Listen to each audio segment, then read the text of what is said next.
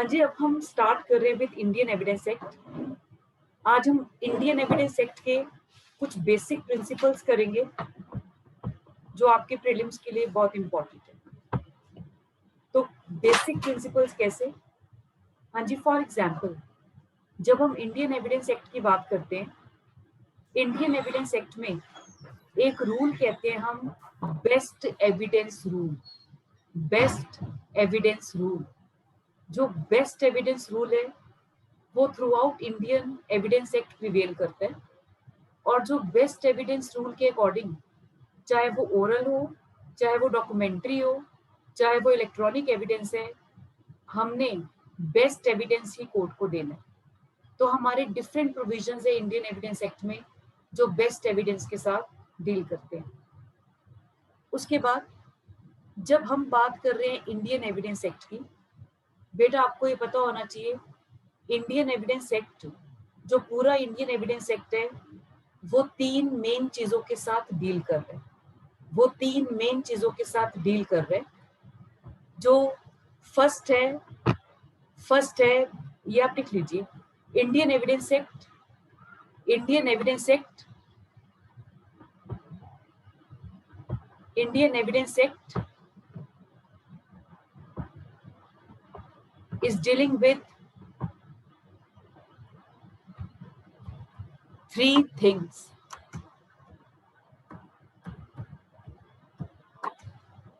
That is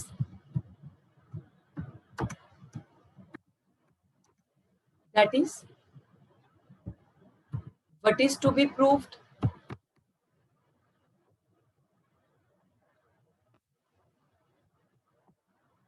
what is to be proved,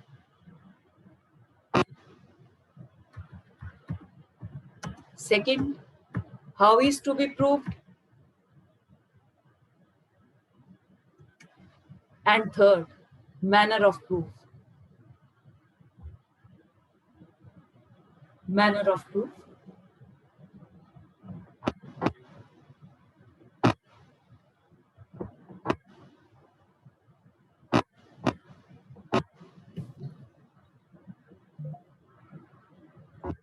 हाँ जी बेटा, 2 minute wait कर रहे हैं, स्टूडेंट्स ऐड हो रहे हैं।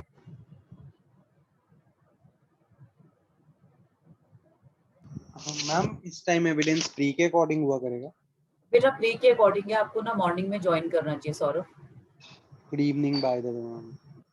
मतलब नहीं, अभी तो आप चाहे अटेंड कर लो, पर आपको मॉर्निंग में, क्योंकि वहां पे डिटेल होगा, वो आपको ज्यादा हेल्प आउट करेगा। यस मैम, मॉर्निंग भी मैं कल सुबह से लगाऊंगा।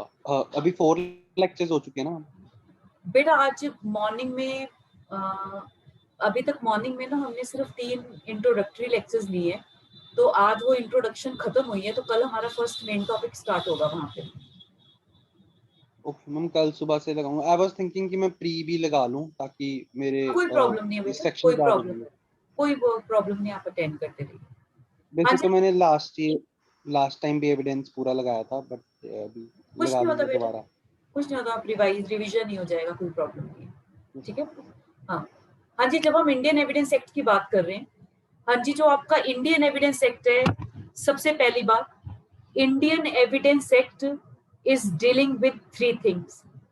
Indian Evidence Act is dealing with three things. First, what is to be proved.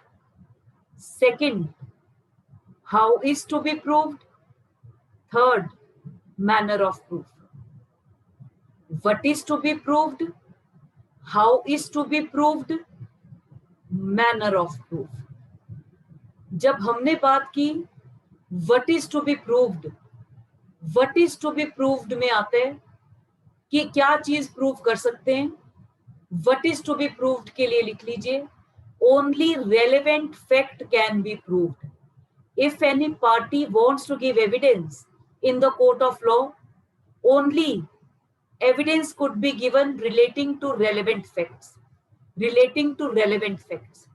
तो जो फर्स्ट का आंसर है, only relevant facts can be proved. और रेलेवेंसी का चैप्टर वो आपका डील करता है section 5 to 55। Section 5 to 55। Second है how is to be proved.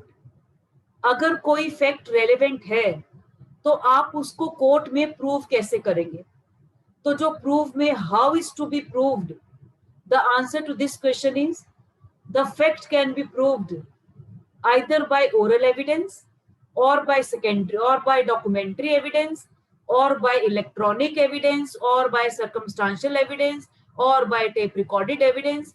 Any kind of evidence could be given for proving a relevant fact, for proving a relevant fact.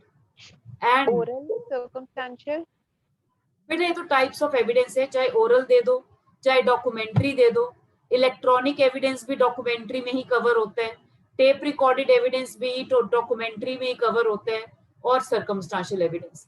तो आप इनमें से कोई भी एविडेंस दे सकते हैं अगर आपने कोई भी रेलेवेंट फैक्ट प्रूव करना है, ठीक है प्लीज। उसके बाद Yes. जहां आपने लिखा है how is to be proved, यहां पर डाल दीजिए सेक्शन 59, सेक्शन 59 टू 100। जो आपका बेयर एक्ट का जो सेकंड पार्ट है सेक्शन 59 टू 100, ये डील करता है if any evidence has to be given in the court of law relating to relevant fact, then how that evidence can be given. तो जो आपका सेकंड पार्ट है 59 टू 100, उसमें बताया गया है चाहे ओरल एविडेंस दे दो चाहे डॉक्यूमेंट्री एविडेंस दे दो चाहे इलेक्ट्रॉनिक एविडेंस दे दो, and various rules relating to their admissibility. उसके बाद जो थर्ड फैक्ट है, जो थर्ड पार्ट है इंडियन एविडेंस एक्ट का, वो डील करता है manner of proof, manner of proof, what is to be proved, how is to be proved and manner of proof. Manner of proof में आप लिख लीजिए section 101 to 166, it is dealing with manner of proof. Manner 1012, 166, 101 to 166, it is dealing with manner of proof. Manner of proof कैसे? अब suppose case file किया ए ने, अब वो एविडेंस देना चाहते हैं relating to some relevant fact, तो अगर वो ओरल एविडेंस है तो कोर्ट में कैसे देगा? तो सबसे पहले तो ये देखेंगे बर्डन ऑफ प्रूफ किसके ऊपर है।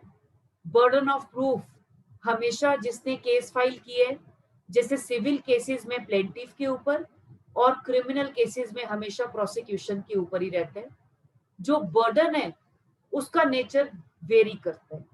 सिविल केसेस में जो प्लेंटिफ है उन्होंने प्रूव करना होता है by preponderance of probability, whereas criminal cases में prosecution has to prove a case beyond reasonable doubt, beyond reasonable doubt।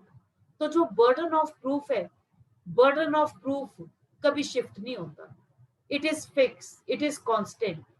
पर जब बात करते हैं हम onus of proof की, इसका है burden of adducing evidence, कि किस पार्टी ने एविडेंस प्रोड्यूस करना है, ये डिसाइड होता है। फिर जिसके ऊपर बर्डन लाई करता है वो कोर्ट में एविडेंस दे सकता है। तो उसके बाद फिर जब हम देखेंगे कि अगर वो कोर्ट में उसकी टर्न है एविडेंस प्रोड्यूस करने की, तो जिस विटनेस के थ्रू वो उसको प्रोड्यूस करना चाहते हैं that witness should be competent witness. फिर हम कॉम्पिटेंसी का चैप्टर करते हैं। उसके बाद स्टेजेस ऑफ एग्जामिनेशन करते हैं। सबसे पहले एग्जामिनेशन इन चीफ है, उसके बाद क्रॉस एग्जामिनेशन है, और उसके बाद री एग्जामिनेशन। तो मैनर ऑफ प्रूफ में कवर होता है। तो मेनली फर्स्ट चीज जो हम कर रहे हैं कि जो आपका पूरा एविडेंस एक्ट है, it could be divided into 3 parts. First is what is to be proved, second is how is to be proved, third is manner of proof. First is what is to be proved, second is how is to be proved, third is manner of proof. जब हमने बात किया what is to be proved, ये cover होता है section 5 to 55। Second है आपका how is to be proved, ये कवर होता है सेक्शन 59 to 100। और थर्ड है मैनर ऑफ प्रूफ, ये कवर होता है सेक्शन 101 to 166। तो ये मेनली एविडेंस एक्ट आपके 3 पार्ट्स को ये डील करते हैं। उसके बाद जब हम बात कर रहे हैं बेटा इंडियन एविडेंस एक्ट की, इसको अभी हम कंटिन्यू करेंगे, पर अब हम इसमें कुछ चीजें, बेसिक चीजें अब हम डिस्कस कर रहे हैं। फर्स्ट, इंडियन एविडेंस एक्ट एक ऐसा स्टैट्यूट है which is applicable both to civil as well as criminal proceedings. जो Indian Evidence Act is one such statute which is applicable both to civil as well as criminal proceedings, but this rule is not absolute.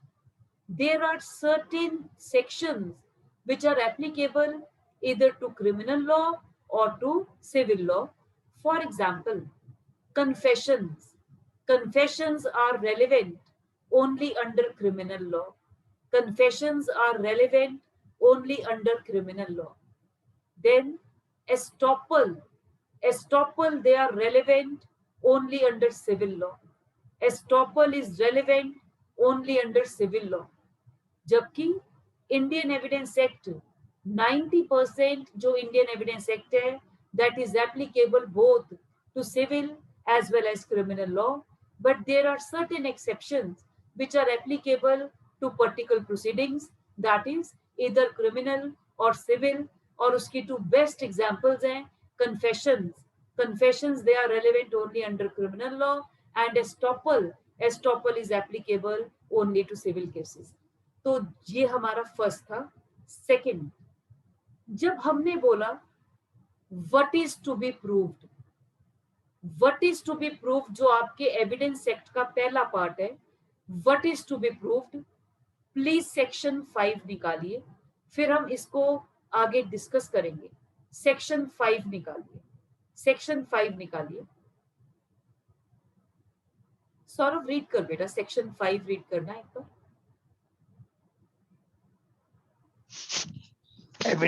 Evidence may be given of facts in issue and relevant facts. Evidence may be yes read kar beta, read kar। Evidence may be given in any suit or proceedings of existence or non-existence of every fact in issue and of such other fact as are hereinafter declared to be relevant and बस। of no other. Okay अब हमने कहा fact in issue. पहले तो आपको पता होना चाहिए what is the meaning of fact in issue. जब हम फैक्ट इन इशू की बात करते हैं, जो मेन केस में जो जिस इशू को डिसाइड करना है that is fact in issue. For example, आप सब तंदूर मर्डर केस से वाकिफ होंगे, जिसमें सुशील शिंदे ने अपनी वाइफ नैना साहनी का मर्डर कर दिया था और उसके बाद बॉडी को अपने रेस्टोरेंट में ले गया और जो वहां का तंदूर ऑपरेटर था उसको ऑर्डर किया कि बॉडी को कट कर कर 1 by 1 तंदूर में बर्न कर दो। हाँ जी, what would be the fact in issue in this case? Main fact in issue क्या है? Murder. मर्डर। ये फैक्ट इन इशू है, ये फैक्ट इन इशू है। जब हम बात करते हैं फैक्ट इन इशू को प्रूव करने के लिए, क्योंकि प्रोसिक्यूशन ने बियॉन्ड रीजनेबल डाउट प्रूव करना है that accused has committed the crime, तो उसको चेन ऑफ इवेंट्स फॉर्म करना पड़ता है। तो चेन ऑफ इवेंट्स के लिए उसे रेलेवेंट फैक्ट्स कोर्ट में प्रोड्यूस करने पड़ेंगे जो फैक्ट इन इशू तक पहुंचाएगा उस केस को। अब फॉर एग्जाम्पल, इस केस में जो मर्डर वेपन है उसमें उसके फिंगर इंप्रेशन मिलना that is one of the relevant fact. उसके मोबाइल टावर का लोकेशन उस टाइम पर उसके घर का होना या दिल्ली में होना प्रूव्स द फैक्ट कि वो वहां पर उसके पास ओकेजन या अपॉर्चुनिटी थी उस वारदात को अंजाम देने की।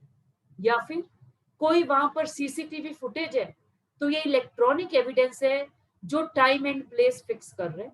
या फिर उसके बाद दोनों पार्टीज का जो रिलेशनशिप कैसा था, अगर कोई ऐसा फैक्ट है जो रिलेशनशिप को कह रहे कि दोनों में रिलेशनशिप नॉर्मल नहीं था और जो हस्बैंड था, हस्बैंड कॉन्टिन्यूअसली वाइफ के कैरेक्टर को सस्पिशियसली वॉच कर रहा था, ये सारे रेलेवेंट फैक्ट्स हैं।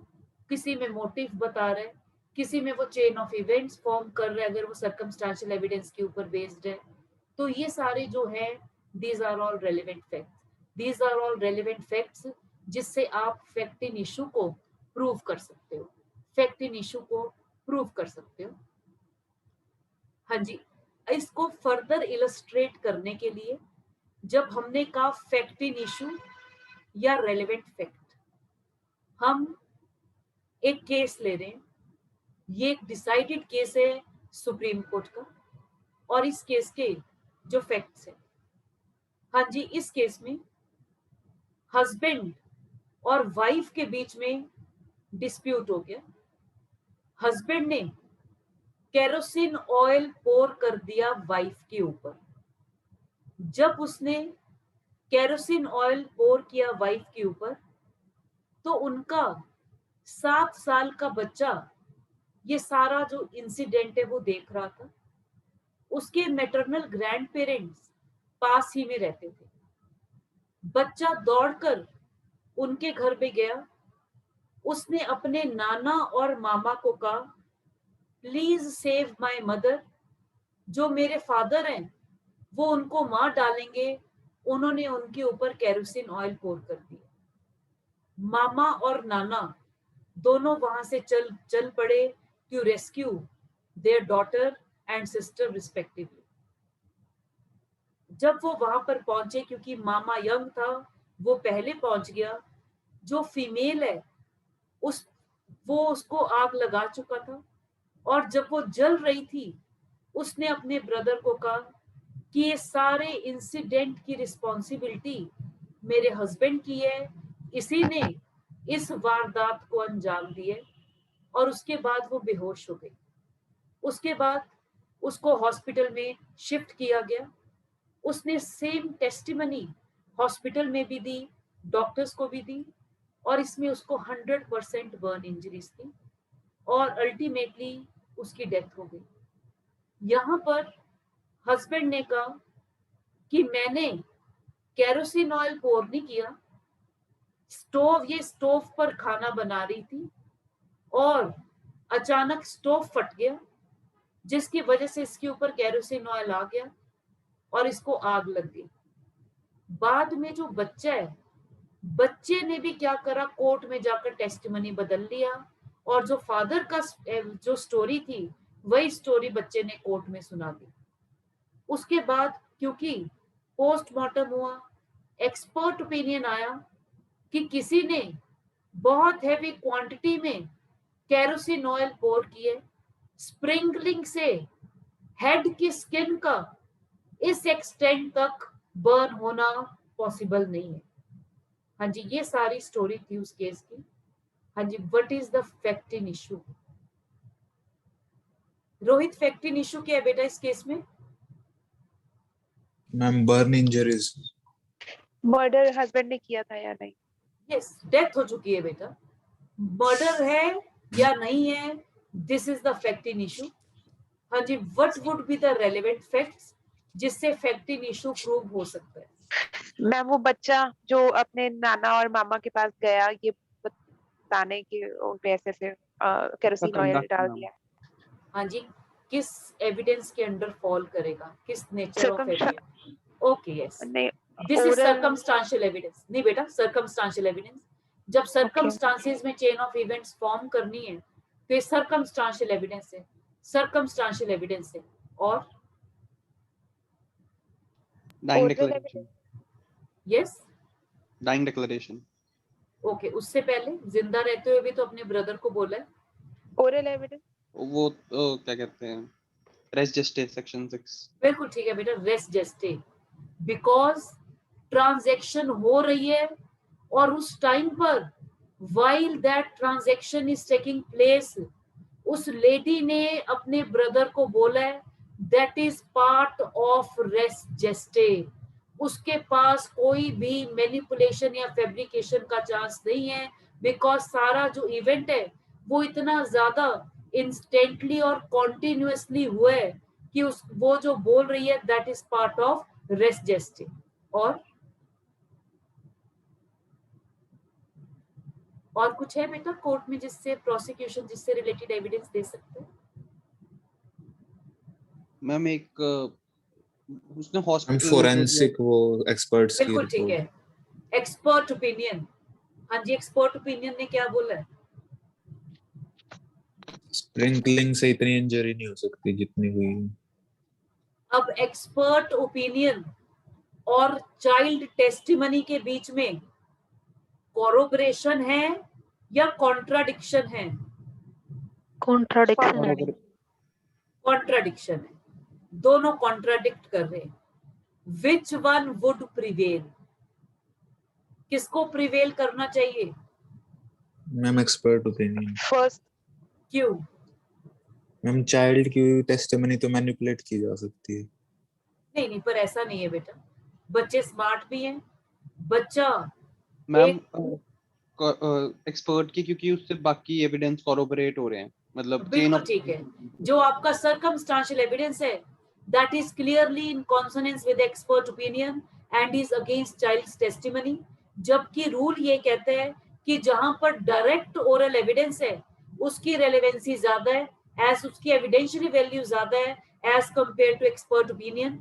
पर इस केस में क्योंकि चाइल्ड जो टेस्टिमनी है that is in conflict with circumstantial evidence, तो कोर्ट ने एक्सपर्ट ओपिनियन को ज्यादा तवज्जो दिया as compare to child's testimony. उसके बाद हस्बैंड ने दो डिफेंसेस लिए। पहला, उसने कहा वाइफ का डाइंग डिक्लेरेशन रेलेवेंट नहीं है क्योंकि 100% बर्न इंजरीज है। कोर्ट ने रिजेक्ट कर दिया। कोर्ट कहता ये कोई भी रूल नहीं है कि जहां पर 100% बर्न इंजरीज होंगी तो वो डाइंग डिक्लेरेशन हम रिजेक्ट कर देंगे। और सेकंड, उसने कहा कि उस टाइम पर वो जो मैं अपनी सिस्टर के घर पर था, मैं वहां पर उसने प्ली ऑफ एलिबाई लिया, पर कोर्ट ने प्ली ऑफ एलिबाई भी टोटली रिजेक्ट कर दिया and ultimately husband was convicted. अब जो हमने ये केस बोला, अब आप देखिए जो फैक्ट इन इशू है that is murder of wife, ये फैक्ट इन इशू है। इस फैक्ट इन इशू को प्रूव करने के लिए हमने डिफरेंट जो रेलिवेंट फैक्ट्स थे उनसे रिलेटेड कोर्ट में एविडेंस प्रोड्यूस किया। और रेलिवेंट फैक्ट्स क्या हुए? Res gestae, dying declaration, expert opinion, child's testimony. तो ये सारे रेलिवेंट फैक्ट्स हैं, ये सारे रेलिवेंट फैक्ट्स हैं। हाँ जी, क्लियर है प्लीज? मैम केस का नाम क्या है? ये बेटा Vijaypal versus state NCT of Delhi है। Vijaypal versus state NCT of Delhi. Case का नाम आपके लिए इंपॉर्टेंट नहीं है, आपको नहीं आएगा ये प्रीलिम्स में, तो इस वैसे केस का नाम है Vijaypal versus state NCT of Delhi. Okay. हाँ जी, हाँ जी। उसके बाद जब हम बात कर रहे हैं, अब हम डिस्कस कर रहे हैं रेलेवेंट फैक्ट्स के बारे में। तो जो आपका पहला है what is to be proved, तो इसका आंसर है only relevant facts can be proved. तो जब हम रेलेवेंसी की बात कर रहे हैं, इसमें आप लिख लीजिए relevancy could be of two types. Relevancy could be of two types.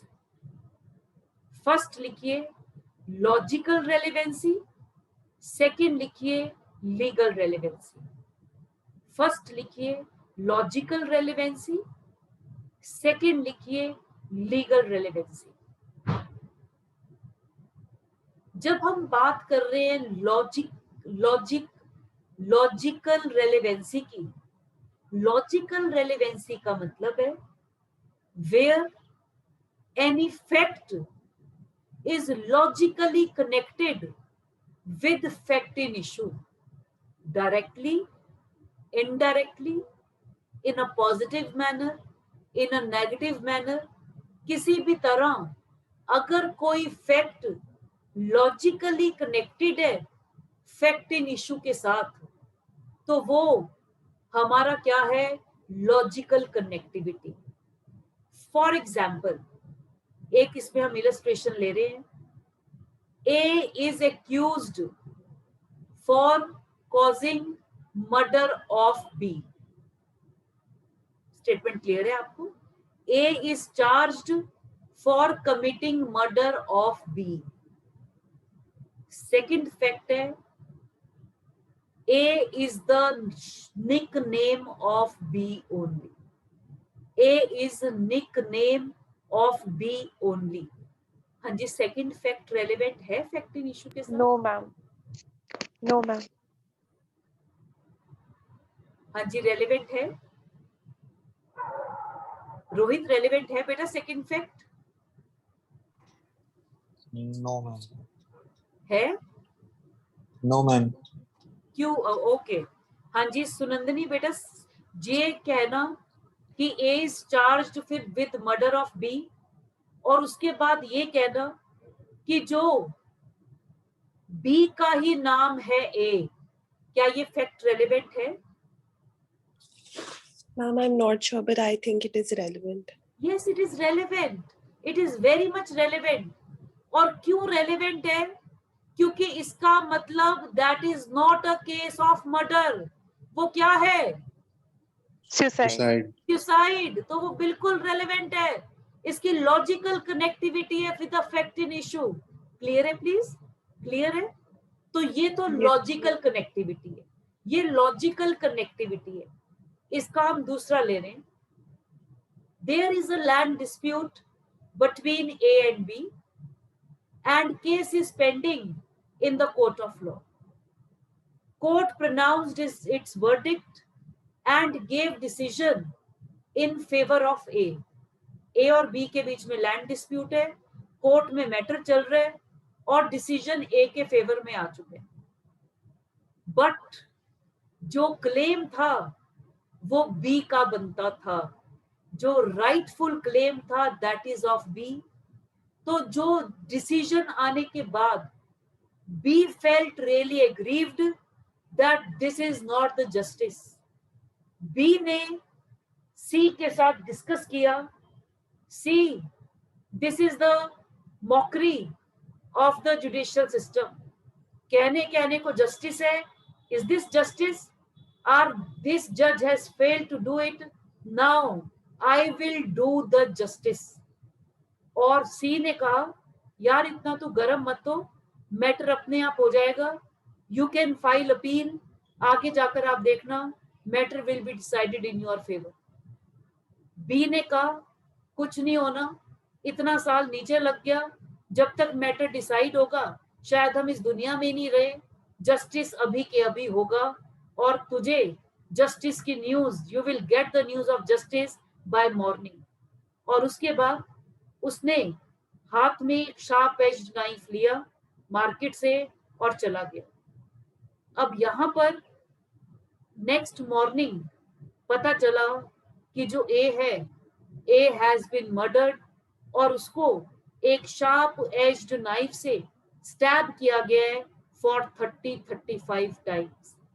Investigation हुई और इन्वेस्टिगेशन में बी को पकड़ लिया। उसके बाद बी ने पुलिस वालों को स्टेटमेंट दिया और उसने कहा कि मर्डर वेपन मैंने फलाना जगह पर छुपा दिया है और वो मर्डर वेपन भी डिस्कवर हो गया। हाँ जी, आप बता दीजिए जो what is the fact in issue? Murder A ने किया, बी ने किया या? Murder of A that is fact in issue. Yes. Yes. हाँ जी, व्हाट आर रेलेवेंट फैक्ट्स? उसने नाइफ लिया और उसने सी को जो स्टेटमेंट दी कि जस्टिस हो जाएगा मॉर्निंग तक। वो क्या रिफ्लेक्ट कर रहे हैं? क्योंकि आपने जो कि- बोला है, जो आप बोल रहे हैं वो तो फैक्ट में से है बेटा। रेलेवेंसी को Relevant- आपको कोरिलेट करना पड़ेगा। अभी चलो अभी हमने किया नहीं है, तो जो आप बोलेंगे वो कहीं 6 से लेकर 55 तक फॉल करना चाहिए। अगर वो रेलेवेंट नहीं होगा आप उससे कोर्ट में you can not produce evidence relating Ma'am, to that evidence. Rest Yes? जस्टे में फॉल नहीं करेगा वो। बेटा रेस्ट जस्टे में कैसे फॉल करेगा? आपको क्या पता? रेस्ट जस्टे में तो तब फॉल करता कि जब वो स्टैब कर रहा है और सी वहां पर आ गया है और सी को वो कह रहे हैं यार देख जो लॉ नहीं कर सका वो मैंने कर दिया, अब ये होता है जस्टिस, तब ये रेस्ट जस्टे होगा, वो जब ट्रांजैक्शन हो रही है।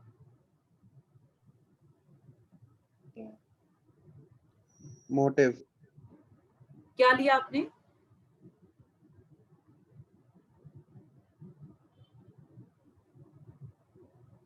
Motive ma'am.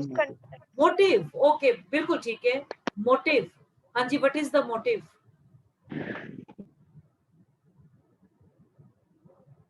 मोटिव क्या था बेटा बी का?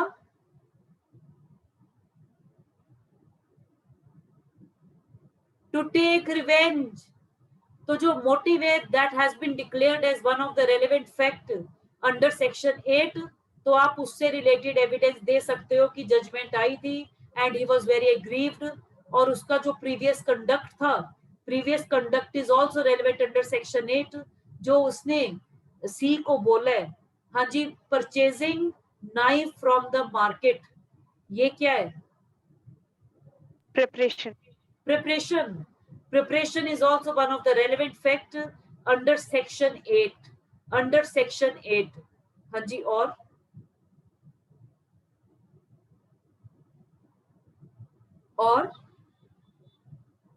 नाइफ मिला है जो मैम उसके वो जहाँ आपका जो डिस्कवरी ऑफ नाइफ है, that discovery that is relevant under section 27, तो उससे रिलेटेड आप एविडेंस भी दे सकते हो because that fact is relevant.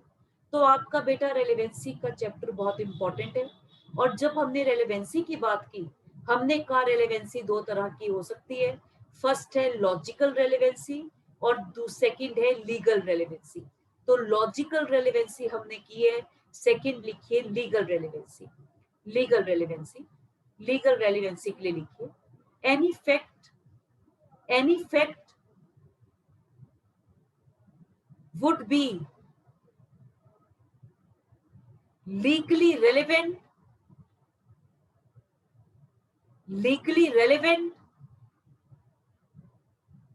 if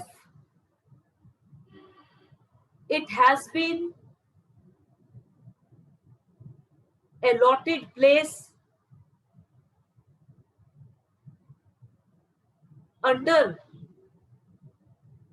the chapter of relevancy, that is section 6 to 55.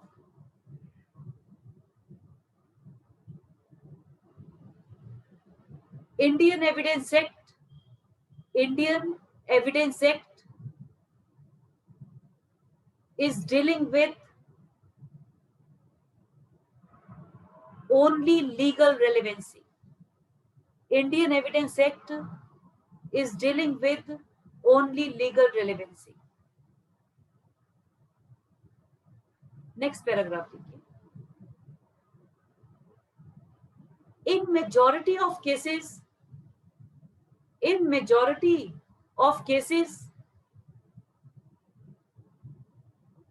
the facts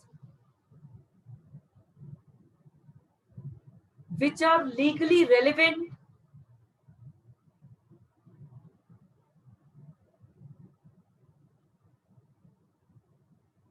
would be logically relevant also. The facts which are legally relevant would be logically relevant also. But this rule is not absolute.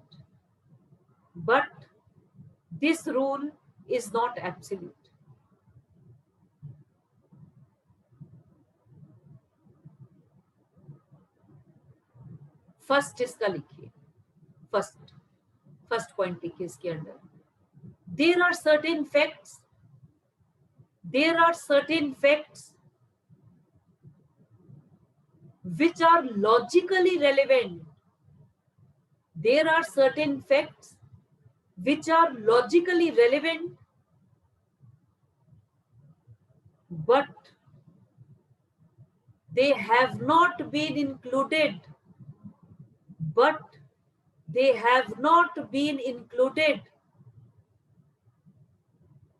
In the chapter of legal relevancy. In the chapter of legal relevancy. For example, अब हम ये सारे जो facts mention करेंगे, ये logically relevant तो है, पर आप इससे रिलेटेड एविडेंस प्रोड्यूस नहीं कर सकते बिकॉज ये इनको हमने रेलेवेंसी के चैप्टर में जगह नहीं दिया, बिकॉज इनको हमने रेलेवेंसी के चैप्टर में जगह नहीं दिया। फर्स्ट लिखिए हेयरसे एविडेंस। हेयरसे एविडेंस आपके एक्ट में बेसिक पॉलिसी है कि हेयरसे एविडेंस नहीं दे सकते। हेयरसे एविडेंस क्या होता है? थर्ड पार्टी इंफॉर्मेशन, सुनी सुनाई बातें। ए ने बी को कहा, बी ने सी को कहा, सी को डी ने कहा, और डी अब कोर्ट में आकर उस फैक्ट से रिलेटेड एविडेंस नहीं दे सकता, बिकॉज उसकी ऑथेंटिटी और क्रेडिबिलिटी को हम जज नहीं कर सकते। बट ऑल टुगेदर हेयरसे एविडेंस को रिजेक्ट करना भी ठीक नहीं है, because it might be logically relevant. तो लॉजिकली रेलेवेंस होते हुए भी हमने उसको लीगल रेलेवेंसी में जगह नहीं दिया। सेकंड लिखिए estoppel not applicable। estoppel not applicable where truth is known to both the parties। estoppel is not applicable where truth is known to both the parties।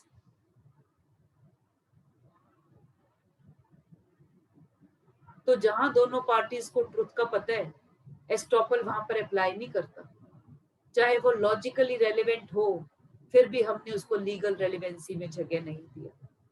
Third, privileged communication. Privileged communication, husband ने wife को कहा, कोई खबरी ने information दी है जज को या मजिस्ट्रेट को या रेवेन्यू ऑफिसर्स को या पुलिस ऑफिसर्स को, तो उनको वो प्रिविलेज्ड कम्युनिकेशन है। लॉयर ने जो क्लाइंट को बताया, लॉयर ने क्लाइंट से कहा कि मैंने मर्डर कर दिया, प्लीज आप मेरा डिफेंड कीजिए इस केस में, that is a privileged communication. तो जितने भी प्रिविलेज्ड कम्युनिकेशन है, चाहे वो लॉजिकली रेलेवेंट है, फिर भी वो हमने उसे लीगल रेलेवेंसी से बाहर रखा है, उसके अपने रीजंस हैं। तो ये जो प्रिविलेज्ड कम्युनिकेशन है, it is very much logically relevant, पर फिर भी हमने उसको लीगल रेलेवेंसी के चैप्टर से बाहर रखा है। फोर्थ लिखिए confession made to police officer। confession made to police officer। confession made to police officer। अगर पुलिस ऑफिसर को कोई आदमी ने कन्फेशन की है, चाहे उसने सब कुछ सच बताया हो, 100% ट्रू और वॉलंटरी हो, पर हमारे एक्ट ने तो डिक्लेयर ही कर दिया है एब्सोल्युटली कि confession made to police officer is not admissible, तो वो आप लीगल रेलेवेंसी के चैप्टर से उसको एक्सक्लूड किया गया। हाँ जी, कुछ पूछना है तो पूछिए बेटा, यहाँ तक कुछ पूछने आपने? मैम हेयर से वाला एक बार प्लीज दोबारा बता दो, हेयर से क्यों नहीं इंक्लूड किया? बेटा हेयर से एविडेंस हम इसलिए नहीं इंक्लूड करते क्योंकि ना आपका हमने स्टार्ट किया था बेस्ट एविडेंस रूल से। तो आपके इंडियन एविडेंस एक्ट में ना बेस्ट एविडेंस जो कहते हैं ना, वो स्पिरिट है हमारे इंडियन एविडेंस एक्ट की, one of the foundation pillar है, जो कहते हैं ना किस पर ये टिका हुआ है। तो बेस्ट एविडेंस रूल आपके पूरे एविडेंस एक्ट पर अप्लाई करता है। तो जो आपका सेक्शन 60 है, उसमें स्पेसिफिकली लिखा हुआ है that oral evidence has to be direct. तो जब हम ओरल एविडेंस के डायरेक्ट होने की बात करते हैं, तो ओरल एविडेंस कौन देगा? तो हमने कहा है कि किसी भी फैक्ट को हम अपने 5 सेंसेस के थ्रू परसीव कर सकते हैं। हाँ जी, what are different senses? Senses बताइए। मैम सीइंग, टचिंग, और हियरिंग और स्मेलिंग। बिल्कुल ठीक है। तो जब हमने सेंसेस की बात की, hearing, seeing, smell, taste, touch, ये 5 सेंसेस हैं। और आपका सेक्शन 60 कहते हैं अगर कोर्ट में आपने कोई रेलेवेंट फैक्ट प्रूव करना है, तो उसके लिए आप ओरल एविडेंस डायरेक्ट होना चाहिए। और डायरेक्ट ओरल एविडेंस हम किसको कहेंगे? उस आदमी को जिसने अपनी आंखों से खुद देखे, अपने कानों से खुद सुने, अपनी टंग से खुद टेस्ट किए, अपनी नोज से खुद स्मेल किए, या अपने हाथ से खुद टच किए। अगर देखा मैंने ये बता दिया बी को कि फलाना ये हुआ था, उसके बाद मेरी तो डायरेक्ट टेस्टिमनी है, पर जो बी को मैंने बताया है, बी को हम कोर्ट में प्रोड्यूस नहीं कर सकते for giving evidence relating to that fact, क्योंकि हेयर से एविडेंस को हम सेकेंडरी एविडेंस भी कहते हैं और हेयर से एविडेंस को हम थर्ड पार्टी इंफॉर्मेशन भी कहते हैं। हेयर से एविडेंस क्वेश्चन आपका है, हेयर से एविडेंस कोर्ट में एडमिसिबल क्यों नहीं है? इसके 3 रीजंस है बेटा। अगर कोई पार्टी खुद कह रही है कि मैं हेयर से एविडेंस दे रही हूं, पहली बात उसका क्रॉस एग्जामिनेशन पॉसिबल नहीं है। क्रॉस एग्जामिनेशन इसलिए पॉसिबल नहीं है क्योंकि इंफॉर्मेशन देने वाले कोई नहीं पता कि वो ठीक है, गलत है या किस एक्सटेंट तक अप्लाई कर रही है। तो सेकंड, आप अगर कोई हेयर से एविडेंस दे रहा है, आप उसको पनिश नहीं कर सकते फॉर गिविंग फॉल्स एविडेंस। क्यों? क्योंकि वो तो थर्ड पार्टी इंफॉर्मेशन है, उसकी वो फर्स्ट हैंड इंफॉर्मेशन है ही नहीं, तो आप कैसे उसको पनिश कर सकते हैं for giving false evidence? Third, उसको ओथ एडमिनिस्टर नहीं कर सकते कि जो बोल रहा हूं सच है, नहीं तो सच झूठ है, जो भी है वो। क्यों? क्योंकि that person himself is not aware regarding the authenticity and credibility of that information. और यही कारण है hearsay evidence as a general rule is excluded from Indian evidence act. ठीक है बेटा? Yes ma'am. हाँ जी, कुछ और पूछने आपने? कुछ और पूछने आपने? नेक्स्ट लिखिए, नेक्स्ट लिखिए। मैम एक इसका एग्जांपल बता दो मैम, वो truth known to both parties estoppel में। ओके, हाँ जी, मैंने आपको कहा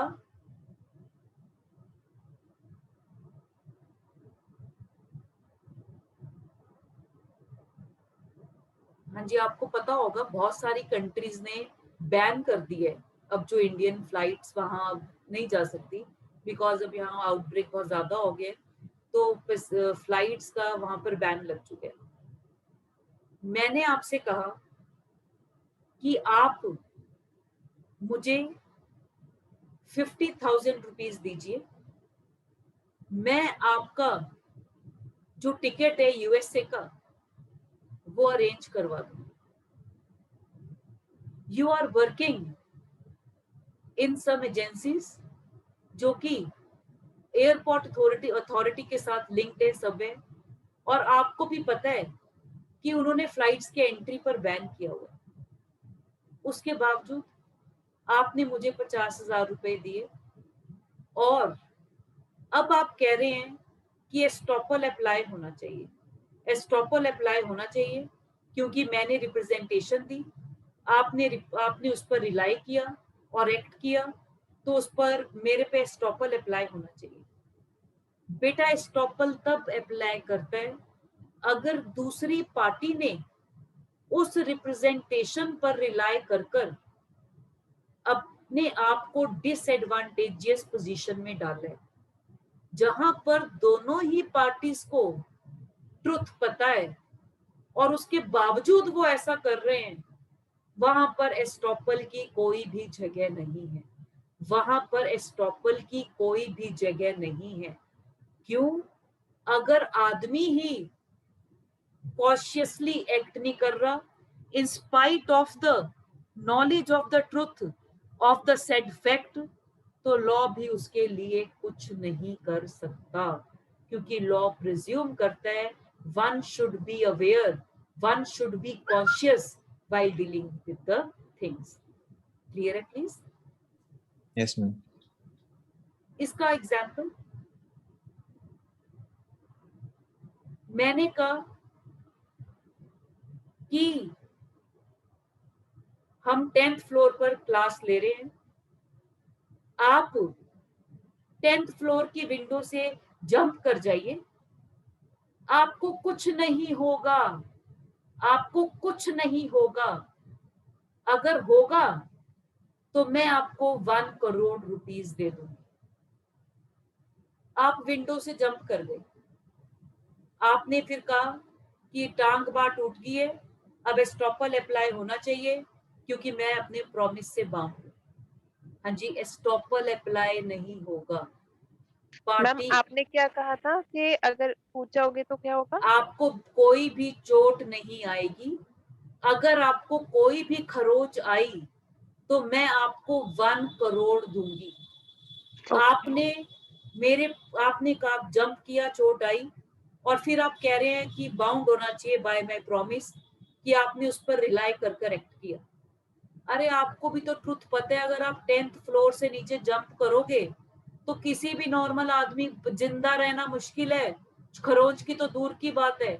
यहाँ पर एस्टॉपल अप्लाई नहीं करेगा। दैट इज वेरी अनजस्टिफाइड कि कोई आदमी इररेशनली एक्ट कर रहा है और बाद में दूसरे आदमी को बाउंड करना चाहता है बाय हिज और हर प्रॉमिस। यहाँ पर भी एस्टॉपल एप्लीकेबल नहीं होगा। ठीक है प्लीज, ठीक है प्लीज। Yes ma'am. नेक्स्ट लिखिए, ये तो अभी हमने कहा, there are certain facts which are logically relevant but they have not been declared as legally relevant. Second statement लिखिए, there are certain facts which are legally relevant, but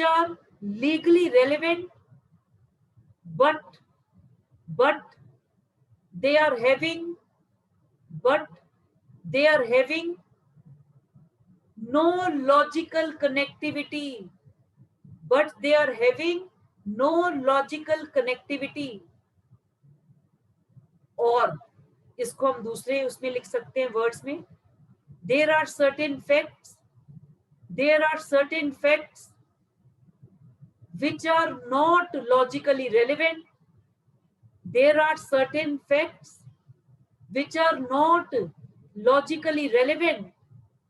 but they have been allotted place under the chapter of legal relevancy. कोई logical connectivity नहीं है, फिर भी हमने legal relevancy में उसको जगह दिया हुआ है। फर्स्ट लिखिए, फॉर एग्जांपल एक्सपर्ट ओपिनियन। हाँ जी, जिस हम एक्सपर्ट की ओपिनियन को हमने लीगल रेलेवेंट डिक्लेयर किया हुआ है under section 45, that expert has no connectivity with the fact in issue. He has neither watched that occurrence nor connected with any of its fact. Even then उसका जो opinion है that has been declared as legally relevant. हाँ जी, जब जो expert है, when he is not having any direct connection with the occurrence, then how he is giving his opinion? What are the bases on which that expert is expressing his opinion? Ma'am है skill and knowledge. Okay, बिल्कुल ठीक है बेटा। जो उसने expertise gain की है, जो उसने स्किल एक्वायर की है, जो उसने ट्रेनिंग ली है, जो उसने अपना रिसर्च की है, इस सारे अपने वर्क के बेसिस पर वो अपनी ओपिनियन एक्सप्रेस कर रहे हैं। But court is very much familiar, जो लॉ मेकर्स हैं वो भी इस चीज से फेमिलियर थे कि जो एक्सपर्ट है, he has no connectivity with the direct connectivity with the fact in issue, और इसी कारण से expert opinion is not binding on the court. Court expert की ओपिनियन ले जरूर सकता है, क्योंकि हमने कहा है कोर्ट को बेस्ट एविडेंस अवेलेबल कराने, और जो जज है, जज के पास हर फील्ड का एक्सपर्टाइज होना पॉसिबल नहीं है, तो वो खुद को असिस्ट करवाने के लिए बहुत लोगों को he could ask for such assistance, कि अगर कोई स्पेशलाइज्ड फील्ड में कोई स्पेशलाइज्ड फैक्ट है, he could ask for the opinion of those experts or specialized person so that he should be able to reach at a right conclusion which will serve the purpose of justice.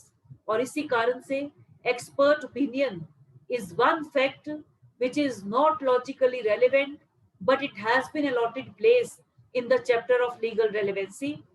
पर जो expert का opinion है, that is not binding on the court.